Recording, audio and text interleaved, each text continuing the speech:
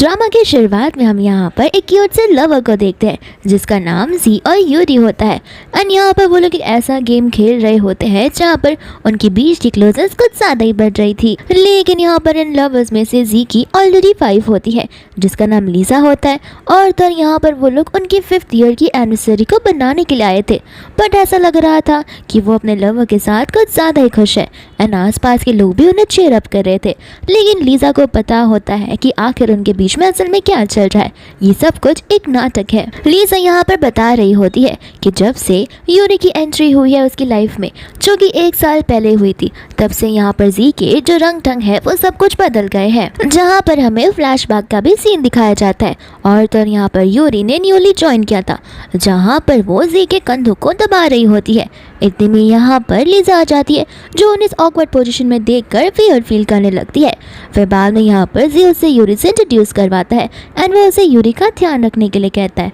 दूसरे यहाँ पर लीजा उसके लिए कॉफ़ी लेकर आई थी, तो फिर फटाक से यूरी उस कॉफ़ी को लेकर टेस्ट करने लगती है। लीजा उसे मना करती है कि वो तुम्हारे लिए नहीं है, लेकिन यहाँ पर वो लीजा की बात सुने बगैर उसे पी लेती है एंड कहती है कि शी, ये कॉफ़ी कितना ज़्यादा कड़वी है। जी, तुम्हें इतनी कड़वी भरी लाइफ जीने की कोई ज़रूरत नहीं है, तुम नेक्स्ट टाइम से स्वीट कॉफ़ी पीना क्योंकि तुम इतने स्वीट हो। एंड यहाँ पर जी उसकी बातों को मान लेता है एंड वो लीजा से कहता है कि नेक्स्ट टाइम कॉफ़ी के अंदर चीनी मिलाने के लिए। ये जी जो लाइफ टाइम में कभी भी चीनी यूज़ ही नहीं किया करता था, कभी उसने शुगर वाले प्रोडक्ट्स खाए नहीं थे, आज वो यूरी के कहने पर यहाँ पर चीनी वाला कॉफ़ी पीने के लिए भी रेडी है। ये बात सुनकर लीजा को गुस्सा आता है, लेकिन वो उसे कुछ कहती नहीं है। इसके बाद में यहाँ पर उसके फ्रेंड्स जो है बॉटल को स्पेंड करते हैं एंड वो बॉटल जो है यूरी के पास आता है, यानी कि यूरी को अपने ऊपर आइस का बकेट डालना होगा। लेकिन यहाँ पर वो बाद में जी की ओर देखती है, एक बेबी सा फेस बनाते हुए। जी कहता है कि नहीं नहीं, यूरी ये सब नहीं करेगी, बाहर इतनी ठंड हो रही है, हमें एक लड़की के साथ ये सब नहीं करना चाहिए। यूरी चाहे तो वो किसी और के साथ कर सकती है।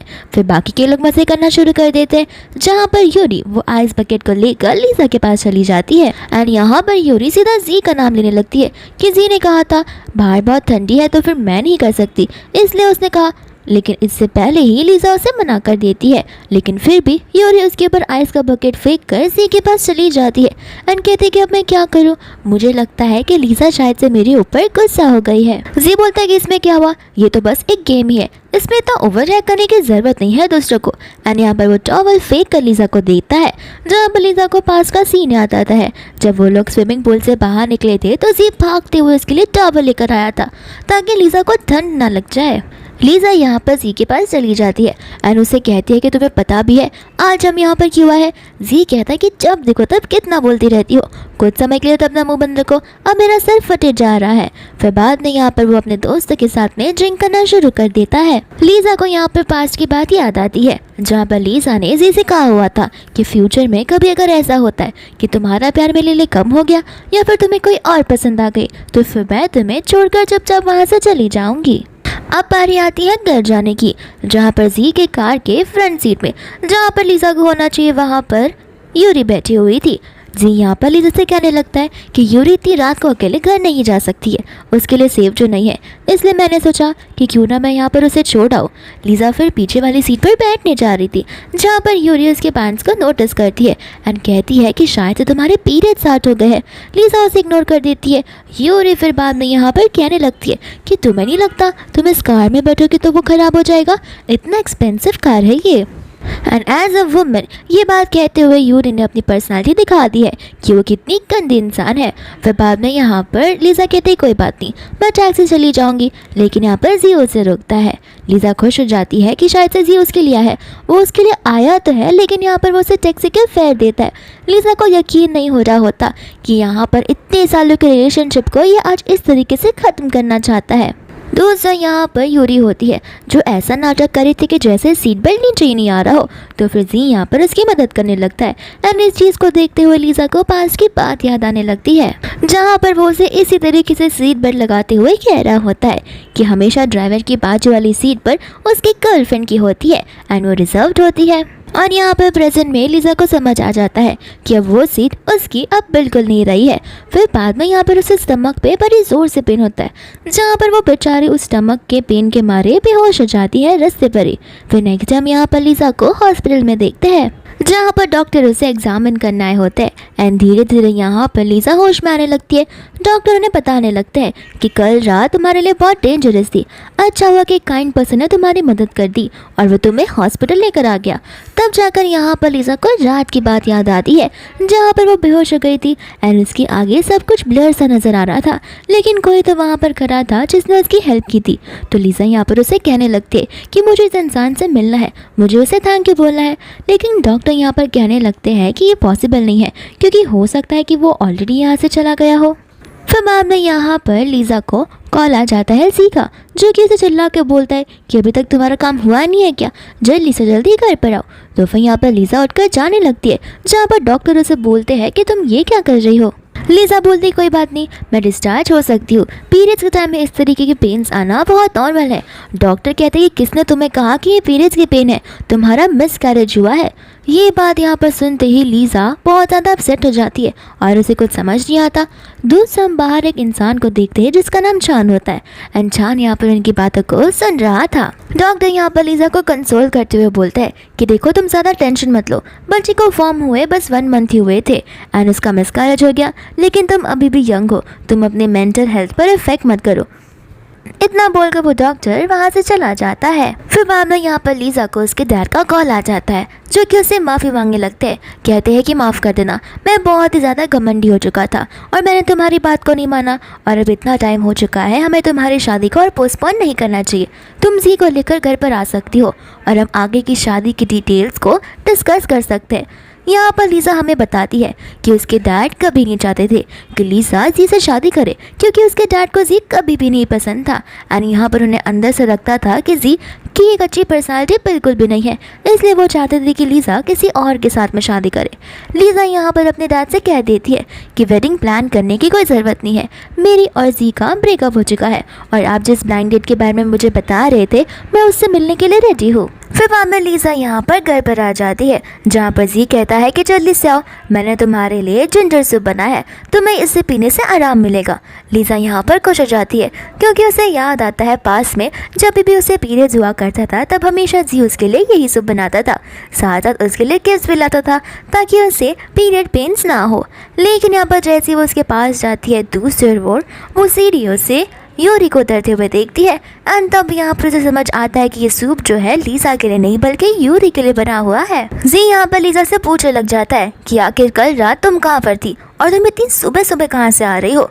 तो फिर लीजा बोलती कि तुम्हें नहीं लगता ये सारे सवाल मुझे तुमसे पूछना चाहिए कि यहाँ पर यूरी हमारे घर पर क्या कर रही है और यहाँ पर इसे मेरे कपड़े क्यों पहन कर रखे हैं। फिर बाद में यहाँ पर यूरी एकदम भोले बनने का नाटक करती है और जी से दूर जाकर उस जानबूझकर पॉट के बाजू में खड़ी हो जाती है एंड कहती कि माफ़ कर देना, एक्चुअली कल रात को मैं यहीं पर सो गई थी एंड जब मैं सुबह उठी तब मुझे पता चला कि मेरे जो कपड़े हैं वो तो नानी ने धोने के लिए डाल दिए है, इस वजह से मेरे पास कोई चॉइस नहीं थी और मुझे तुम्हारे कपड़े पहनने वाले, लेकिन तुम टेंशन मत लो, मैं अभी जाके इसे चेंज कर देती हूँ। और यहाँ पर जानबूझकर वो उस प्लांट को गिरा देती है। लीजा यहाँ पर उस प्लांट को टूटता देख बहुत डिवास्टेड हो जाती है, लेकिन यहाँ पर जी कहता है कि ओवर रिएक्ट करना बंद करो, ये बस एक प्लांट ही तो है, न जाने बेचारे यूरी को कहीं लग तो नहीं गई होगी। यूरी यहाँ पर ऊपर चली जाती है तो फिर जी भी उसके पीछे पीछे चला जाता है जहाँ पर दूसरी बेचारी लीजा उस प्लांट को क्लीन करने लगती है एंड ये प्लांट 5 साल पहले जी ने उसे ऐसे गिफ्ट दिया था। जी उसे ये कह रहा था कि माफ़ कर देना, इतने सारे रोजेस खरीदने के लिए फ़िलहाल मेरे पास पैसे नहीं है, इसलिए मैं ये प्लांट तुम्हारे लिए लेकर आया हूँ। लीजा भी यहाँ पर कहती कि कोई बात नहीं, ऐसी भी तो वो रोजेस जो है ड्राई हो जाएंगे, लेकिन इस प्लांट में हम हमेशा पानी डालते रहेंगे और हमेशा इस प्लांट के अंदर चिली टमाटोज आएंगे एंड ये प्लांट चिली टमाटोज का होता है जहाँ पर वो लोग उसे खाते भी है। बाद में यहाँ पर लीजा ऊपर की ओर जाती है जहाँ पर वो उन दोनों को हक करते हुए देखती है और तो यहाँ पर यूरी जो है जी से पूछ रही थी कि अगर तुम्हें कभी हम दोनों के बीच में यानी कि मेरे और लीजा के बीच में कोई चूज़ करने को कहे तो तुम किसे चूज़ करोगे। लीजा यहाँ पर मन में सोच रही होती है कि उसको ऑलरेडी पता है कि यहाँ पर जी किसे चूज़ करने वाला है, ऑफ कोर्स ही बात है कि वो यूरी को ही चूज़ करेगा एंड यहाँ पर वो समझ जाती है कि लीजा एक डिल्यूशन वर्ल्ड में रह रही है जहाँ पर उसे लगता है कि जी उससे प्यार करता है, लेकिन ऐसा बिल्कुल भी नहीं है। फिर बाद में जैसे ही यहाँ पर वो सेट पर जाती है वहाँ पर वो यूरी को देखकर शॉक हो जाती है।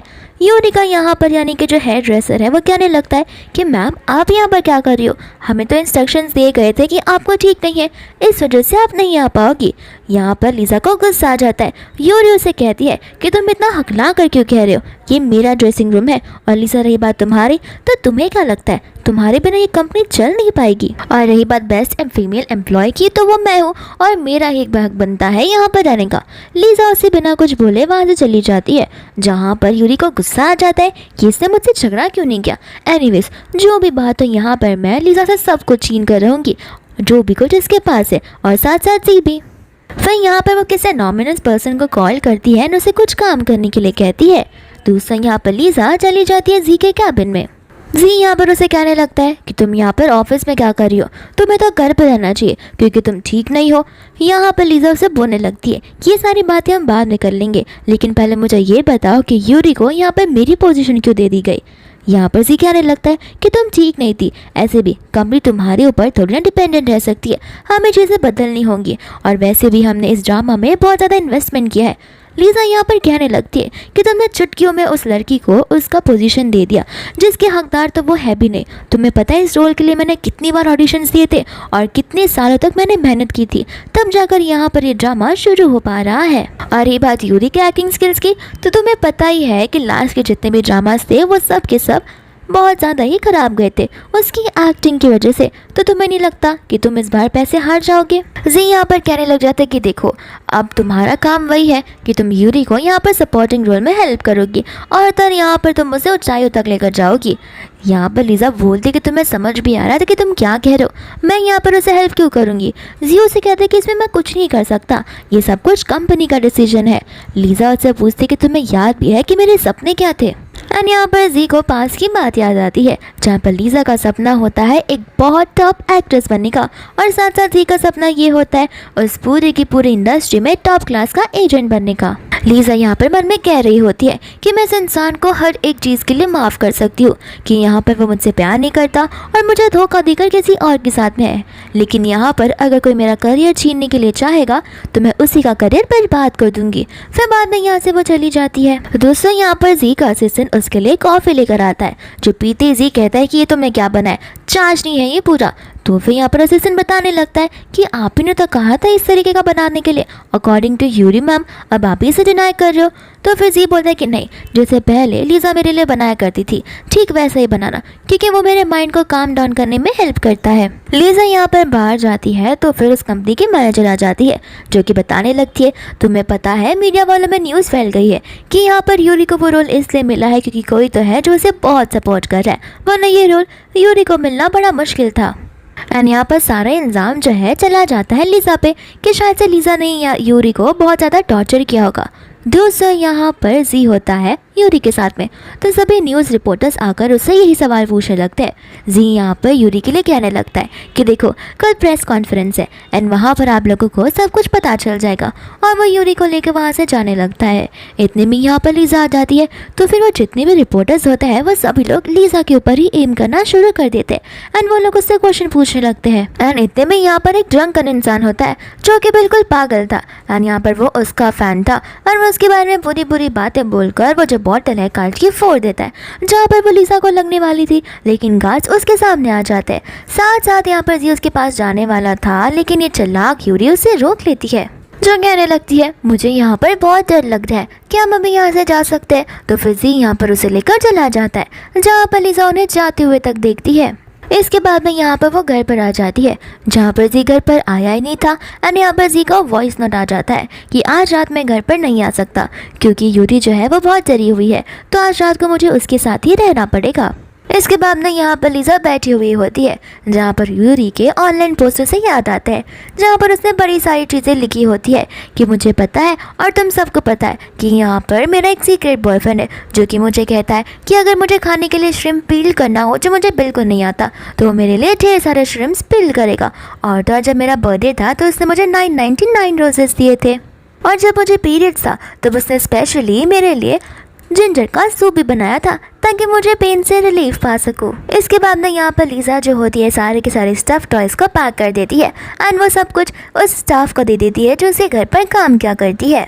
इतना ही नहीं, यहाँ तक कि वो उनके पर्सनल फोटोग्राफ्स को भी चलाकर डस्टबिन के अंदर फेंक देती है। फिर बाद में यहाँ पर लीजा नेक्स्ट डे कंपनी में चली जाती है जहाँ पर वो हल्का सा डोर खुला हुआ था, उसमें से देख सकती थी कि किस तरीके से वो दोनों एक दूसरे के साथ में चिपके हुए थे।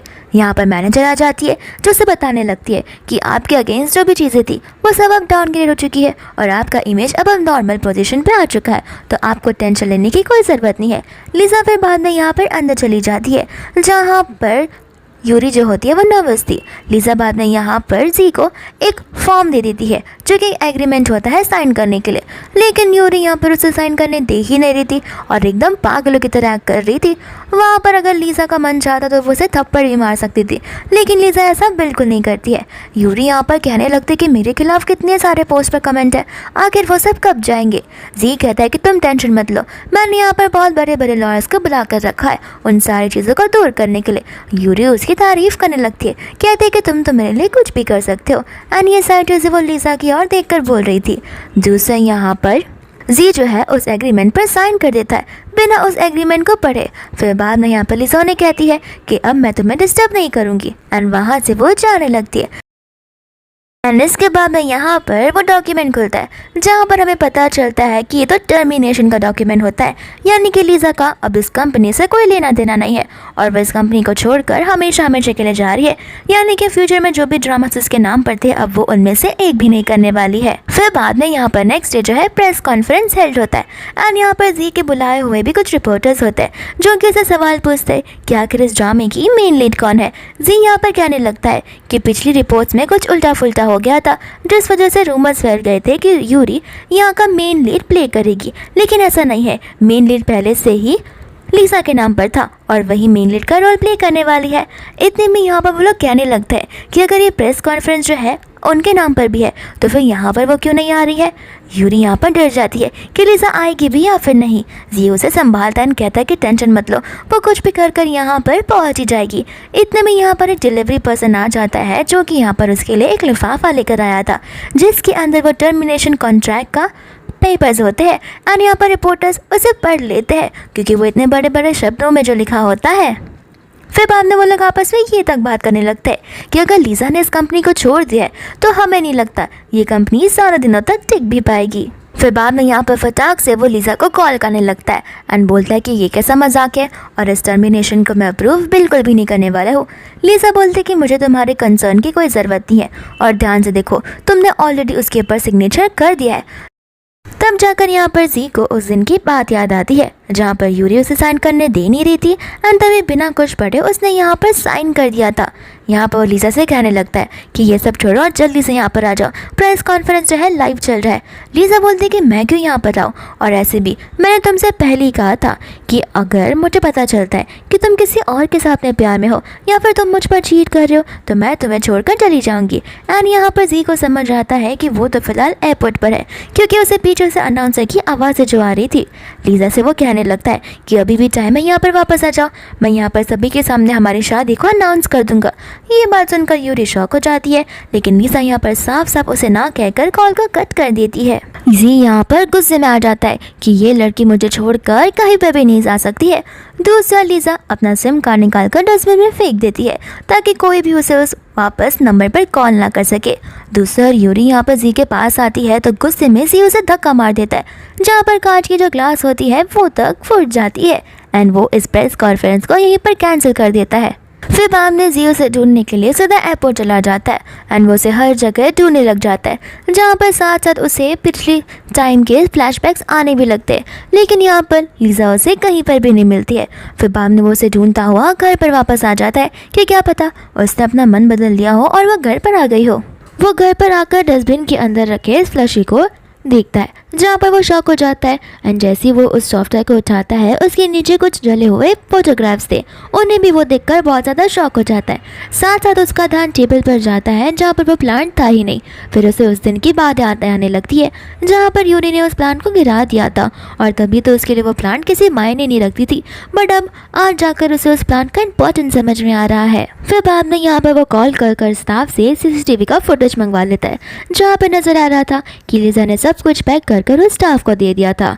तो फिर यहाँ पर उसे याद आने लगता है कि उसने यहाँ पर लिजा की केयर जरा से भी नहीं की थी। फिर वो वापस स्टाफ को कॉल कर वो सारी चीज़ें वापस मंगाने के लिए कहता है। स्टाफ यहाँ पर कहने लगती है कि मैडम को ये सारी चीज़ें नहीं चाहिए थी और उन्होंने ही मुझे ये सारी चीज़ें खुद ब खुद अपनी मर्जी से दी थी। यहाँ पर जी उसे सारी चीज़ें वापस करने के लिए कहता है, साथ साथ वो उसे कुछ पैसे भी दे देता है। फिर बाद में यहाँ पर वो एकदम ड्रंकन गाय की तरह बन जाता है, मानो कि वो एकदम देवदास हो गया हो। फिर यहाँ पर ड्रिंक करते करते वो सिर्फ और सिर्फ लीजा के बारे में सोच रहा था एंड यहाँ पर उसे यकीन नहीं हो रहा था कि वो उसे छोड़कर चली गई। जी यहाँ पर कहने लग जाता है कि आखिर तुम मुझे कैसे छोड़कर जा सकती हो।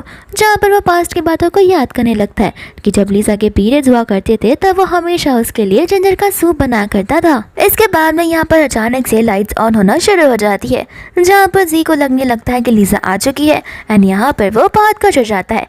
लेकिन वो लीजा नहीं बल्कि यूरी होती है। वो यूरी से पूछता है कि तुम यहाँ पर क्या कर रही हो। यूरी उससे कहती है कि देखो जो चला गया उसके बारे में भूल जाओ, ऐसी भी वो लड़की तुम्हें डिजर्व नहीं करती। मैं हूं ना तुम्हारे पास, मैं हमेशा तुम्हारा ख्याल रखूंगी। गुस्से में आकर यहाँ पर उसका गला ही दबा देता है और वो उसे कहने लगता है कि तुम सिर्फ और सिर्फ एक मेरा खिलौना हो, तुम मेरे रियल लाइफ में कभी भी नहीं आ सकती हो। यहाँ पर यूरी उसे कहने लग जाती है कि तुम जो कुछ भी बोल लो, मैं तुम्हारे बच्चे के साथ प्रेग्नेंट हूँ। एंड ये बात सुनते ही यहाँ पर शॉक हो जाता है, कहता है कि ये सब कुछ तुम्हारी वजह से हो रहा है क्योंकि तुम्हें ये सब चाहिए था। यूरी कहती है कि जो कुछ भी हो मैं तुमसे रियल लव करती हूँ। जी यहाँ पर उसे अपने साथ चलने के लिए कहता है। यूरी को लग रहा था कि वो लोग कहीं बाहर जा रहे हैं, लेकिन जी यहाँ पर हॉस्पिटल लेकर जाने वाला था।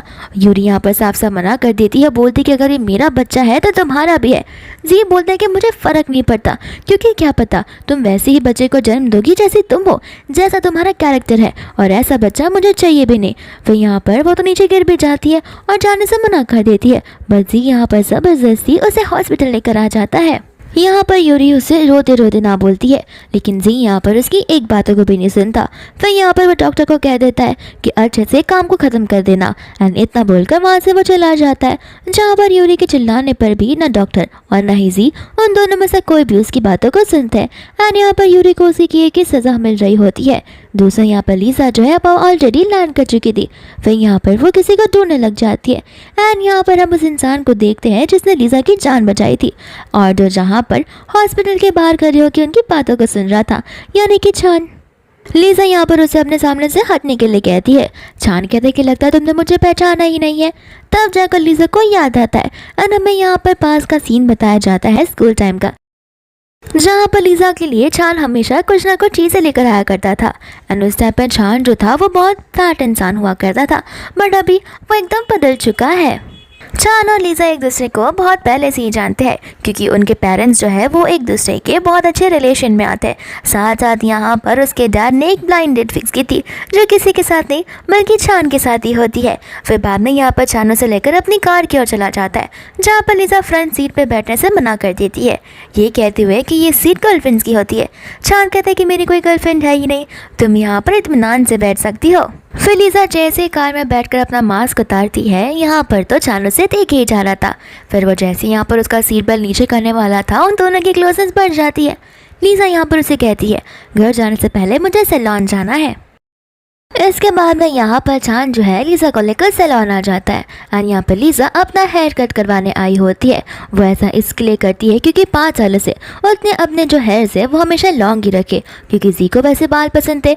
लेकिन ये कहते हैं ना कि अगर कोई भी लड़की अपने हेयर कट करती है तो इसका मतलब ये है कि वो अपने डिसीजन को लेकर बहुत फर्म है एंड यहाँ पर वो अपनी एक न्यू शुरुआत करना चाहती है।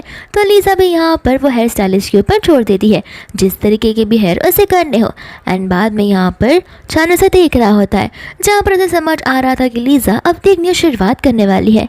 साथ साथ यहाँ पर उसे अपनी न्यू शुरुआत की याद आती है, जहाँ पर वो सिर्फ और सिर्फ हेल्दी चीज़ें खाया करता था और इतना एक्सरसाइज किया करता था, इतना बास्केटबॉल खेला करता था कि उसकी जान ही निकल जाती थी। लेकिन कभी भी उसने इन चीज़ों पर गिव अप नहीं किया एंड ये सब कुछ उसने लीज़ा के लिए किया, ताकि लीज़ा का कोई मजाक ना उड़ाए कि लीज़ा कैसे इंसान को अपना रही है करके। एंड फाइनली यहाँ पर उसकी बॉडी पूरी की पूरी चेंज हो जाती है। लीज़ा बोलते कि यहाँ तक ड्रॉप करने के लिए थैंक यू, और अभी मैं फ़िलहाल मेरी ब्लाइंड डेट पर जा रही हूँ। छान यहाँ पर उसे रोकने लगता है कि ब्लाइंड डेट? लीज़ा कहती है कि हाँ। छान बोलता है कि ब्लाइंड डेट को छोड़ो, तुम मेरे बारे में क्या सोचती हो? लीज़ा कहती है कि मजाक करना बंद करो, हम दोनों बहुत अच्छे फ्रेंड्स हैं। यहाँ पर छान उससे पूछता है कि क्या हम फ्रेंड्स से बढ़कर नहीं हो सकते? लीज़ा उसे समझाती कि देखो, लवर्स तो आते जाते रहते हैं, लेकिन फ्रेंड्स वो हमेशा लाइफ टाइम तक एक दूसरे का साथ देते हैं एंड फ्रेंडशिप इसी तरीके से आगे बढ़ती जाती है। इतना कहकर वो वहाँ से चली जाती है, जहाँ पर छान खड़ा होकर सोचने लग जाता है। लेकिन फाइनली वो जान लेता है कि वो इस बार लीज़ा को लेट को बिल्कुल भी नहीं करेगा। दूसरा यहाँ पर हम जी को देखते हैं, जो कि यहाँ पर अपने असिस्टेंट से कह रहा होता है कि एक काम करो, एक अलग से लेटर को बनाओ जो कि लीज़ा की हैंडराइटिंग में होनी चाहिए एंड लोगों को ऐसा लगना चाहिए कि लीज़ा ने ब्रेक लिया हुआ है, ना कि वो हमारी कंपनी को छोड़कर गई है। क्योंकि अगर सभी को पता चल गया तो हमारे फ्यूचर की ड्रामास जो है वो सब कुछ कैंसिल हो जाएंगे और जो प्रोडक्शन की टीम है वो हमेशा हमेशा के लिए कैंसिल हो जाएगी। फिर साथ साथ में यहाँ पर लीज़ा के बारे में डिटेल्स मांगने लगता है। असिस्टेंट कहता है कि मैडम का तो कुछ पता ही नहीं चला है, यहाँ तक कि पापाराजी लोग भी थक गए मैडम का इंतजार करते हुए। वो लोग तो उनके पेरेंट्स के घर के बाहर खड़े हैं, इस उम्मीद में कि लीज़ा उनके घर एक ना एक दिन जरूर जाएगी। फिर बाद में यहाँ पर जी को याद आता है कि हो सकता है कि वो अपने पेरेंट्स या भैया के घर गई हो, इसलिए यहाँ पर वो उसे फ्लाइट टिकट जल्द से जल्द बुक करने के लिए बोलता है। फिर बाद में हम यहाँ पर लीज़ा को देखते हैं, जो कि यहाँ पर स्क्रिप्ट पढ़ते पढ़ते सो गई होती है। चान यहाँ पर एज अ जेंटलमैन उसके लिए ब्लैंकेट लेकर आता है और उसे उड़ा देता है। इतने में ही लीज़ा की नींद खुल जाती है, तो चान डर के मारे खड़ा हो जाता है। लीज़ा कहती है कि थैंक यू मुझे कुछ दिन यहाँ पर रहने देने के लिए, मैं मेरे पेरेंट्स के घर इवेंचुअली जाने वाली थी, लेकिन यहाँ पर उन सभी पापाराजियों ने घेर कर रखा है, तो अगर मैं वहाँ पर जाऊँगी तो उन्हें पता चल जाएगा और मेरी फ़ोटोज़ लीक हो सकती है। लेकिन मैं वादा करती हूँ कि 2-3 दिनों में मैं यहाँ से खुद ब खुद चली जाऊंगी। तो फिर छान कहते कि अरे तुमने कुछ समय पहले मुझे कहा था कि हम फ्रेंड्स हैं और फ्रेंड्स टाइम तक एक दूसरे का साथ देते हैं, और तुम कह रही हो कि 2-3 दिन में मेरे घर से भाग जाओगी। तुम्हें जब तक रहना तुम यहाँ पर तब तक रह सकती हो, चाहे तो लाइफ टाइम के लिए भी। लीज़ा को यहाँ पर पता होता है कि उसने उसके लिए ब्लैंकेट लाया था एंड यहाँ पर वो उसे हर्ट करना नहीं चाहती थी, इस वजह से वो इस फ्रेंडशिप को आगे नहीं बढ़ा रही है। नेक्स्ट डे यहाँ पर लीज़ा जो है कैफ़े में अपने ब्लाइंड डेट का इंतज़ार कर रही होती है एंड तभी यहाँ पर सामने से छान आ जाता है। छान को देखकर वो शॉक हो जाती है और उसे समझ जाता है कि डैड ने उसकी ब्लाइंड डेट जो सेट करवाई है वो छान के साथ करवाई है। यहाँ पर छान उसे कहने लगता है कि मुझे पता है तुम्हारा आंसर क्या होगा, लेकिन मैं तुम्हें बताना चाहता हूँ कि बचपन से हम दोनों एक दूसरे के साथ रहे और मुझे लगता है कि हम दोनों एक दूसरे के लिए परफेक्ट रहेंगे। लेकिन अगर तुम्हें ऐसा नहीं लगता, बट स्टिल तुम मुझे तुम्हें परस्यू करने का एक मौका तो दे ही सकती हो। दोस्त हम यहाँ पर देखते हैं जी को, जहाँ पर तक उसके कानों में खबर पहुँच गई थी कि लीज़ा यहाँ पर ब्लाइंड डेट पर जा रही है और जी वहाँ पर उस सिटी में पहुँच गया था, तो वो फटाक से उस कैफ़े में यहाँ पर पहुँच भी जाता है। इसके पहले कि यहाँ पर लीज़ा उसको कुछ जवाब दे, इतने में वहाँ पर जी आ जाता है, जहाँ पर आते ही वो लीज़ा को हक करने लगता है एंड छान को यहाँ पर गुस्सा आने लगता है। लेकिन लीज़ा को यहाँ पर उससे भी ज़्यादा गुस्सा आ रहा था, जहाँ पर वो उसे अपने आप से दूर कर कर थप्पड़ मार कर कहती है कि मुझसे क्लोज आना बंद करो, हमारा ब्रेकअप ऑलरेडी हो चुका है। छान यहाँ पर लीज़ा को लेकर घर जाने लगता है, जहाँ पर लीज़ा जो है उसे अपना पीछा छुड़ाती है। बाद में यहाँ पर छान लीज़ा को अपने करीब लाता है और जी से कहता है कि तुमने सुना नहीं मेरी गर्लफ्रेंड ने क्या कहा, वो तुम्हारे साथ कहीं नहीं जाना चाहती और तुम्हारा रिलेशन ऑलरेडी खत्म हो चुका है। जी यहाँ पर छान से कहता है कि तुम क्या लीज़ा को मुझसे ज़्यादा जानते हो, अभी अभी तुम ब्लाइंड डेट पर उससे मिले हो, मैं लीज़ा को बहुत सालों से जानता हूँ, वैसे बिल्कुल भी नहीं है। एंड यहाँ पर वो लीज़ा से कहने लगता है कि देखो तुम्हें प्रॉब्लम थी यूरी से, मैंने यूरी को अपनी लाइफ से और कंपनी से बाहर निकलवा दी है और जैसे तुम मेरे साथ कंपनी में वापस चलोगी मैं वो सारी की सारी चीज़ें वापस तुम्हें दे दूंगा जिसे तुम डिजर्व करती हो और जो तुमसे छीनी गई थी। लीजा यहाँ पर उसके साथ जाने से मना कर देती है, जहाँ पर वो जोर से लीजा का हाथ पकड़कर उसे अपने साथ ले जाने लगता है। और यहाँ पर चांद गुस्से में आकर उसे छुड़ा देता है और तो और यहाँ पर गुस्से में जी उसे पंच मार देता है। तो चांद भी पीछे नहीं हटता, तो वो भी उसे पंच मार देता है और यहाँ पर वो लोग लड़ने लग जाते हैं। लीजा जोर से उन्हें रुकने के लिए कहती है, पर यहाँ पर वो चांद से कहती है कि तुम्हें ज़्यादा लग जाएगी और उसे लेकर अपने घर जाने लगती है। एंड यहाँ पर तब जाकर इग्नोरेंस वाली बात जी को समझ आती है। एंड यहाँ पर जी को पास की बात याद आती है, जहाँ पर लीजा उसे कह रही थी कि देखो यूनिवर्स में ये चीज़ तो है ही कि कोई चीज़ फॉर एवर के लिए नहीं रह सकती। चांद कहता है कि ऐसा बिल्कुल नहीं है, हम फॉर एवर के लिए रहेंगे। एंड लीजा उसे बोलती है कि फ्यूचर में अगर तुम्हारा प्यार कम हो गया या फिर तुम्हें किसी और लोगों से प्यार हो गया तो फिर मैं तुम्हें छोड़कर चली जाऊँगी। एंड यहाँ पर जी उसे कहता है कि मैं ऐसा मौका आने ही नहीं दूंगा, लेकिन ऐसा मौका अब आ चुका है, जहाँ पर वो गुस्से में आकर अपना हाथ ही उस टेबल के ऊपर पंच कर देता है। लीजा और चांद वहाँ से जा रहे होते हैं तो जी यहाँ पर आ जाता है, कहता है कि तुम्हें मेरे साथ कंपनी में वापस चलना होगा। लीजा कहते हैं कि मैं कंपनी में वापस क्यों जाऊँ, मैंने कॉन्ट्रैक्ट को ऑलरेडी टर्मिनेट कर दिया है। जी कहता है कि हाँ, और तुमने उसकी पेनल्टी पे नहीं की है। लीजा बोलती है कि मैंने कार्ड में 2 मिलियन डाल के दे दिए थे और अब तुम मुझसे क्या चाहते हो। तो फिर यहाँ पर जी उसे कहने लगता है कि 2 मिलियन नहीं, 1 बिलियन का कंपेंसेशन तुम्हें पे करना पड़ेगा। अगर वो पे कर सकती हो तो कर दो, वरना मेरे साथ अभी के अभी कंपनी चलो और उसे इंटरमिनेट कर दो। यहाँ पर लीजा बोलने लग जाती है कि मुझे नहीं पता था कि तुम इतने टैक्टिस को लेकर नीचे गिर जाओगे, मुझे तुमसे ये उम्मीद तो नहीं थी। फिर बाद में यहाँ पर जी को लगता है कि लीजा उसके साथ चलेगी, लेकिन यहाँ पर चांद जो है लीजा से कहता है कि तुम टेंशन मत लो, मुझे 1 बिलियन है, मैं पे कर दूंगा। जी यहाँ पर चांद से कहते हैं कि 1 बिलियन है, 10 रुपये नहीं है जो तुम पे करने वाले हो।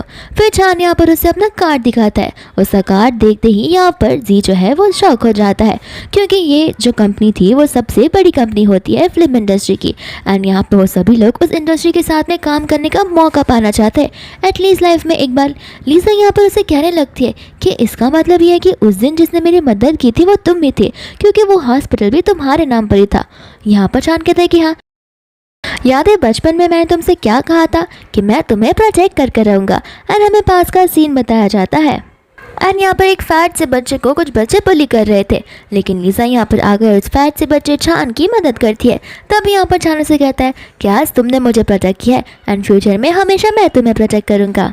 फिर लीजा यहाँ से चली जाती है, जहाँ पर जी उसके पीछे जाने वाला था, बट चांद यहाँ पर जी को रोक देता है। कहता है कि तुम 5 साल से उसे जानते हो ना, तुम उसे ये नहीं कह सकते, और मैं यहाँ पर उसे बचपन से जानता हूँ। अब तुम्हें पता होगा 5 साल ज़्यादा बड़े हैं या फिर बचपन से एक दूसरे के साथ में रहना। इतना बोलकर वो भी वहाँ से चला जाता है। फिर यहाँ पर आने के बाद भी वो ड्रिंक ही किए जा रहा था एंड यहाँ पर वो उन बॉटल्स का फ़ोटो निकाल कर लीजा को सेंड कर देता है। दूसरा यहाँ पर लीजा होती है जो कि यहाँ पर चांद की मरहम पट्टी कर रही थी एंड उसे कहने लगती है कि तुमको बिल्कुल बदल गए हो। चांद कहता है कि हाँ, सिर्फ तुम्हारे लिए, क्योंकि मैं यहाँ पर लाइफ टाइम तुम्हें प्रोटेक्ट करना जो चाहता हूँ एंड तुम्हारे साथ रहना चाहता हूँ। लीजा यहाँ पर उसे थैंक यू बोलते हुए हक करती है, लेकिन यहाँ पर वो उसे हक करने वाला था, लेकिन इतने में यहाँ पर लीजा को जी का वो टेक्स्ट आ जाता है, जहाँ पर वो इतनी बॉटल्स को देखकर शॉक हो जाती है। दूसरी ओर जी जब घर पर होता है तो फिर उसके डोर में से लीजा आती है। जी यहाँ पर लीजा को देखकर बड़ा खुश हो जाता है एंड उसे यकीन नहीं हो रहा होता कि लीजा उससे मिलने के लिए आई है, लेकिन असल में वो लीजा नहीं बल्कि यूरी होती है, लेकिन उसे तो सिर्फ और सिर्फ लीजा ही नजर आ रही थी। एंड यहाँ पर वो रिक्वेस्ट करने लगता है कि प्लीज़ मुझे कभी भी छोड़कर मत जाना, और यहाँ पर लीजा यानी कि यूरी उसे हाँ कहती है। उसने इतना ड्रिंक कर लिया था कि उसे यूरी और लीजा के बीच का फ़र्क ही नहीं समझ आ रहा था। एंड यहाँ पर वो दोनों मेकआउट करना शुरू कर देते, जहाँ पर वो लोग इस मेकआउट को 1 नाइट स्टैंड में बदल देते। फिर यहाँ पर यूरी बड़ी खुशी खुशी बेड पर लेटी हुई थी, जहाँ पर जैसे ही जी की नींद खुलती है वो यूरी को बेड पर देखकर शॉक हो जाता है। यूरी यहाँ पर बाप ने उसे रात की बात बताने लगती है। जी यहाँ पर गुस्से में आकर उसका गला पकड़ लेता है। यूरी यहाँ पर उसे कहती कि ठीक है, मारना है तो मार दो, ऐसे भी तुमने मेरा करियर मुझसे छीन लिया और मेरा बच्चा भी, और मेरे पास बच्चा ही क्या है, अच्छा होगा अगर तुम अपना फ़ोन चेक कर लोगे तो। एंड यहाँ पर कुछ फ़ोटोज़ होते हैं जो कि यहाँ पर यूरी ने ऑनलाइन पोस्ट कर दिए थे एंड जी को यहाँ पर वो धमकियाँ दे रही थी। जी उससे पूछा कि आखिर तुम्हें चाहिए क्या। यूरी कहती है कि अब तुम पॉइंट की बात कर रहे हो ना, देखो मैं तुम्हारी कंपनी का पूरा अच्छे से यूज़ करना चाहती हूँ ताकि मैं भी उतनी ही फेमस हो सकूँ जितनी की लीजा थी, एंड यहाँ पर मैं इस बार पीछे नहीं हटने वाली। तो फिर यहाँ पर जी बोलने लगता है कि इसकी मदद से तुम्हें क्या लगता है कि तुम मुझे यहाँ पर ब्लैकमेल कर पाओगी। तो फिर वो बोलते कि नहीं, मेरे पास और भी ज़्यादा टैक्स के एविएशंस है, तुम चाहती हो कि मैं जाकर वो सारी चीज़ें पुलिस को दिखा दूँ? जी यहाँ पर डर जाता है। यूरी कहती है कि बस जैसा मैं बोलूँ सिर्फ वैसा ही करो। एंड बाद में यहाँ पर वो उनकी सेल्फीज निकालने लगती है ताकि वो ऑफिशियली उन्हें as a girlfriend boyfriend post insta पे कर दे।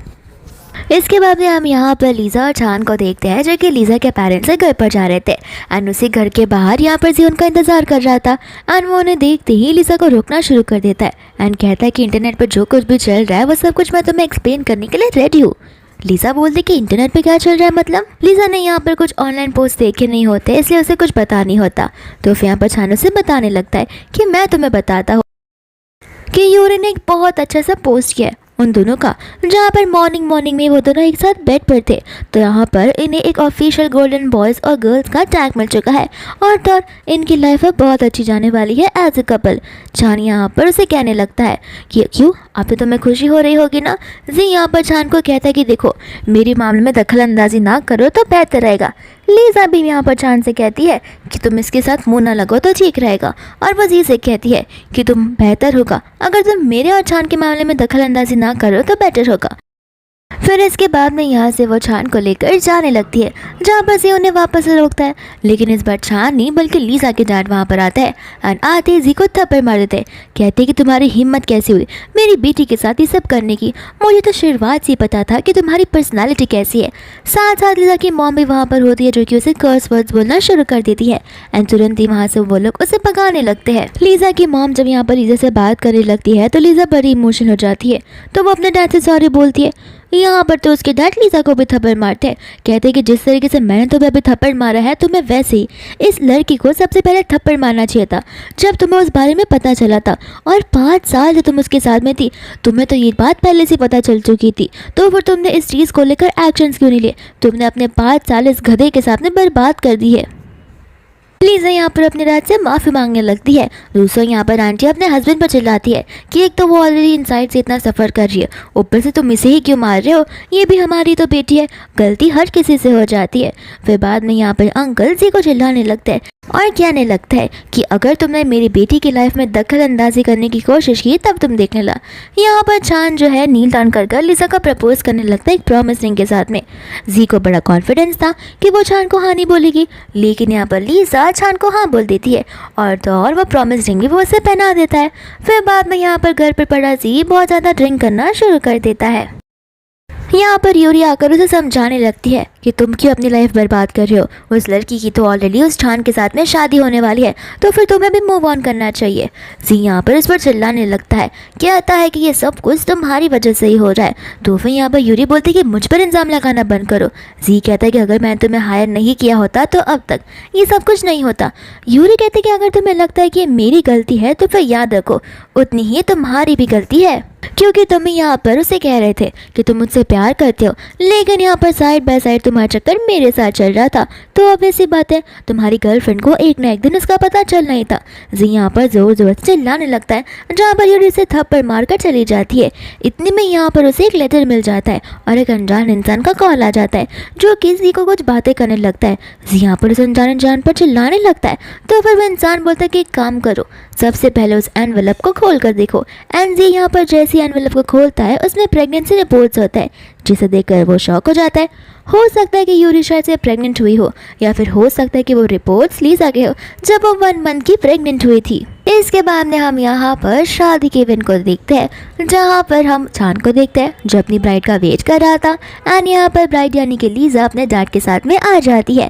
साथ साथ में यहाँ पर जी भी उस इवेंट की ओर बढ़ ही रहा था कि यूरी उसे रोकने लगती है, कहती कि प्लीज़ यहाँ से मत जाओ, उसकी शादी तो ख़राब मत करो, हम मूव ऑन हो सकते हैं। लेकिन जी उससे मना कर रहा था। तो फिर यूरी गुस्से में कहती है कि ठीक है चले जाओ, मैं तुम्हारी कंपनी के जितने भी टैक्स एविएशन है वो सभी जगह पे फाइल कर दूंगी, फिर तुम्हारी कंपनी बैंकरप्ट हो जाएगी। इसके बाद में भी यहाँ पर जी रेडी था अपनी कंपनी को गिव अप करने के लिए। यूरी डरने लगती है और माफ़ी मांगती है, तो कहती है कि मुझसे गलती हो गई, प्लीज़ ऐसा मत करो, मैं तुमसे सचमुच बहुत प्यार करती हूँ। गुस्से में आकर यहाँ पर जी उसे थप्पड़ लगा देता है, कहता है कि अब बस बहुत हो गया, माना कि तुम मुझसे प्यार करती हो और मैंने तुम्हारे साथ जो कुछ भी किया वो ठीक नहीं है, लेकिन वो सब कुछ एक फ़न के लिए था, एंटरटेनमेंट के लिए था, मैं कभी भी तुमसे रियल प्यार करता ही नहीं था। फिर बाद में यहाँ पर वो अंदर जाकर शादी को रोकने लग जाता है। यहाँ पर चांद जी को रोकने लग जाता है। जी कहता है कि अब तुम मुझे नहीं रोक सकते। एंड वो लीजा को बताने लगता है कि मुझे पता चल गया तुम प्रेग्नेंट हो एंड यहाँ पर मैं तुम्हें लेने के लिए वापस आ गए हो। प्लीज़ मुझे बस एक आखिरी मौका देखो। यहाँ पर आसपास के गेस्ट बात करने लगते, ये कैसी वाइफ है, यहाँ पर एक किसी और के साथ में शादी कर रही है जबकि वो किसी और के बच्चे के साथ में प्रेग्नेंट है। फिर यहाँ पर उसके मॉम डैड भी शॉक हो जाते हैं। जी यहाँ पर वेडिंग रिंग को बाहर निकालता है एंड कहता है कि देखो तुम मेरे बच्चे की बात को छुपा नहीं सकती हो और मैं नहीं चाहता कि मेरे बच्चे का कोई भी डैड कोई और इंसान बने, यानी कि उसे स्टेप फादर मिले। मैं ऐसा बिल्कुल भी नहीं होने दूंगा। तो फिर प्लीज़ यहाँ पर मेरा प्रपोजल एक्सेप्ट कर लो। लेकिन यहाँ पर लीजा आती तो है, वो बड़ा खुश होता है और लीजा यहाँ पर आकर उसके रिंग को फेंक देती है। लीजा यहाँ पर उसे सारी बात बताती है कि सही कहा, मैं प्रेग्नेंट थी लेकिन हूँ नहीं और मैं 1 मंथ तक प्रेग्नेंट थी, जिसके बाद तुम्हारी नज़रअंदाजी की वजह से यहाँ पर मेरा मिसकैरेज हो गया। एंड यहाँ पर वो उसे उस दिन की बात को याद दिलाती है एंड कहती कि वो तो शुगर है चांद का जो मुझे सही टाइम पर लेकर हॉस्पिटल चला गया था और मेरी जान बच चुकी थी। फिर बाद में यहाँ पर गार्ड्स आते हैं जो जी को लेकर वहाँ से जाने लगते। जी ये कहते रह जाता है कि हो सकता है वो मेडिकल रिपोर्ट्स फेक हो एंड क्या पता तुम सचमुच प्रेग्नेंट हो, लेकिन यहाँ पर लीजा उसे बकवास करने के लिए बंद करती है। फिर इसके बाद में यहाँ पर जी माफ़ी मांगते रह जाता है, जहाँ पर यूरी भी आ जाती है। कहती कि देखो तुम मेरे साथ में बच्चे कर सकते हो, तुम्हें यहाँ पर लीजा की ज़रूरत नहीं है। गुस्से में आकर जी यहाँ पर उसे थप्पड़ मार देता है और वहाँ से दफ़ा होने के लिए कहता है। फिर बाद में यहाँ पर वो लीजा से रिक्वेस्ट करने के लिए बोलता है, लेकिन लीजा यहाँ पर उसकी बातों को मानती नहीं है। चांद यहाँ पर उसे कहता है कि मैं बहुत टाइम से देखता रहा हूँ और मैंने हर एक चीज़ को विटनेस किया है, जो भी चीज़ों से लीजा गुजरी हुई है। एंड हमें यहाँ पर पास का हर एक सीन बताया जाता है जहाँ पर लीजा ने सफ़र किया था। एंड यहाँ पर उस पर नज़र रखने वाला इंसान कोई और नहीं बल्कि चांद ही था, जो कि हर पल हर मोड़ पर उसकी मदद करते आ रहा था। लीजा यहाँ पर उसे कहने लगती है कि तुमने मुझे कुछ बताया क्यों नहीं। तो फिर चांद कहता है कि एक ना एक दिन ये सारी चीज़ों को बाहर आना ही था, और ऐसे भी खुद की तारीफ अपने मुंह से कौन ही करता है। दोस्तों यहाँ पर यूरी इशारा करती है तो अचानक से उस पूरे के हॉल की लाइट चली जाती है और साथ साथ में यहाँ पर तो वो लाइटर भी लेकर आई होती है, जहाँ पर जी उसे पागल बुलाने लग जाता है। तो यूरी कहते कि मैंने पहले तुमसे कहा था कि इस बार मैं पीछे हटने नहीं वाली। एंड यहाँ पर वो लाइटर को फेंक कर पूरे हॉल में आग लगाने लगती है, जहाँ पर सिक्योरिटी गार्ड सभी लोगों को बाहर निकाल रहे होते हैं। लेकिन यहाँ पर लीजा और तोरचान अंदर ही रह जाते हैं, जहाँ पर बाहर खड़े सभी लोग बहुत ज़्यादा टेंशन में आ जाते हैं। एंड यहाँ पर लीजा और चांद को लग रहा होता है कि शायद से यही उनकी डेस्टिनी में लिखा हुआ है। एंड यहाँ पर वो लोग उनकी फाइनल किस करते हैं। लेकिन ये मूवी यहीं पर ख़त्म नहीं होती, ये उनकी फाइनल किस भी नहीं होती है। सभी लोग जब उनका बाहर इंतज़ार कर रहे थे तब यहाँ पर चांद लीजा को बचाकर बाहर लेकर आ जाता है। एंड यहाँ पर बाहर खड़े खड़े ही उनकी वेडिंग जो है कंप्लीट हो जाती है। इतने में यहाँ पर पुलिस आ जाती है, जो कि यूरी को और तो जी को वहाँ से लेकर चली जाती है। और तो और यहाँ पर यूरी मेंटल हॉस्पिटल में आ चुकी थी, जहाँ पर वो जी को समझाने की कोशिश करती है कि तुम मेरी बात पर यकीन करो, मैं कोई पागल नहीं हूँ, यहाँ से मुझे बाहर निकालो। यहाँ पर जी उसे बाहर निकालने से मना कर देता है एंड कहता है कि तुम अपने किए की सज़ा यहीं पर पाओगी, जहाँ पर यूरी को हमेशा हमेशा के लिए इस मेंटल हॉस्पिटल में भर्ती कर दिया जाता है।